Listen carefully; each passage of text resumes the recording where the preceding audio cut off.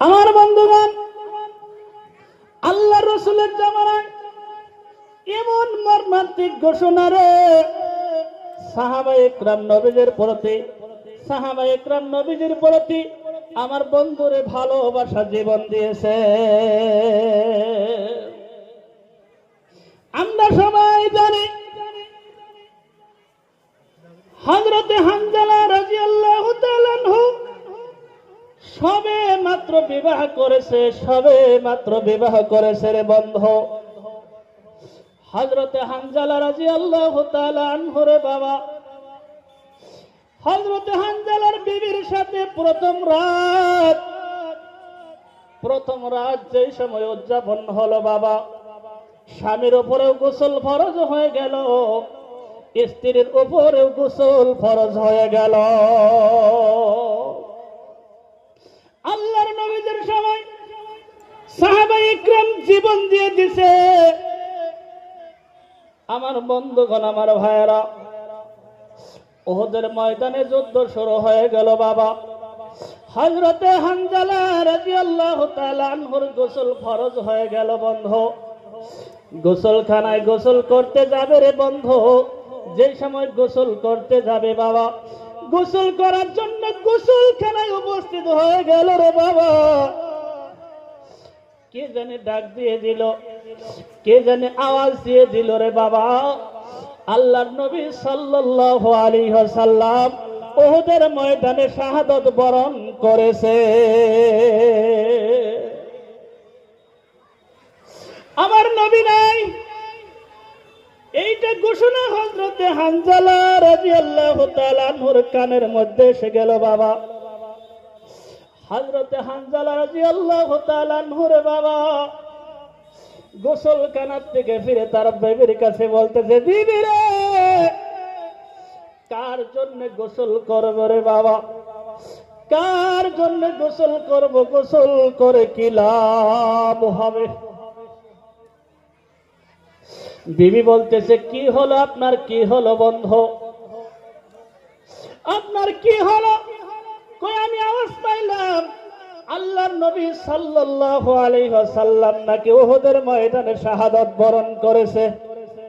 একটু জিকির করি, লা ইলাহা ইল্লাল্লাহ, লা ইলাহা ইল্লাল্লাহ, লা ইলাহা ইল্লাল্লাহ, লা ইলাহা ইল্লাল্লাহ। আমার বন্ধুগণ, আমার ভাইয়েরা, ও মুরব্বী বাবাজিরা, কানটা লাগাইয়া শুনে যাও।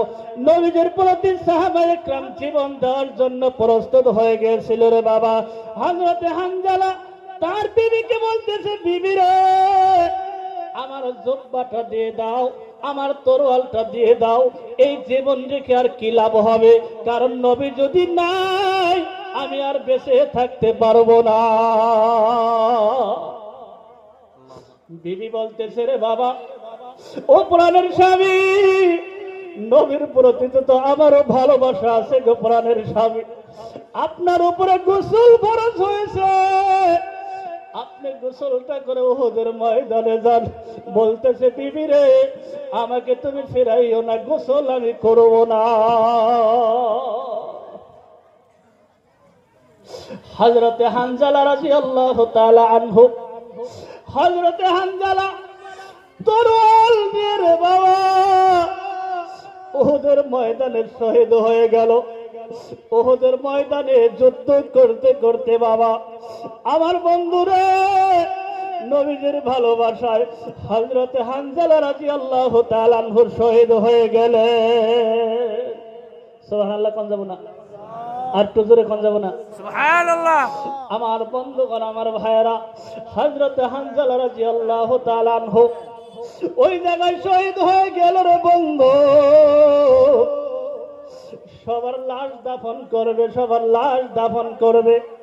হযরতে হানজালার বিবি পর্দা প্রসিদায় যে বলতেছে, হুজুর গো, আজকে এই জায়গায় যত শহীদ হয়েছে, ওই জায়গার মধ্যে বাবারে কমসে কম ওই দিন 70 জন সাহাবার শাহাদাত বরণ করেছে রে বাবা। ওই দিন ইসলাম রক্ষার জন্য রে বাবা ওই দিন 70 জন সাহাবা শাহাদাত বরণ করেছে। আল্লাহর নবী বলেন, আজকে কি সমস্ত সাহাবাই শাহাদাত বরণ করে নাকি রে বাবা? হযরতে হানজালা রাদিয়াল্লাহু তাআলা আনহুকে তার বিবি বলতেছে, ও হুজুর, আপনি সবার লাশ বিনা গোসলে দাফন করেন রে হুজুর, কিন্তু আমার স্বামীর লাশটা আপনি বিনা গোসলে, গোসল ছাড়া বিনা গোসলে আপনি দাফন করবেন না গো হুজুর, কারণ আমার সাথে আমার বিবির সাথে মিলন হয়েছে। কথা ঠিক কিনা? গোসলটা ফরজ হয়ে গেল বাবা। যেই সময় গোসল ফরজ হয়ে গেল, হুজুর আমার স্বামীকে গোসল করাইয়া দাফন দাও। কথা বুঝতাছেন না? ইসলামের জন্য কত মেহনত করেছে, ইসলামের জন্য সাহাবায়ে কেরাম জীবন দিয়ে দিয়েছে। এমনি ভাবে কি ইসলাম এসে আর আমরা কল্পনা করি যে না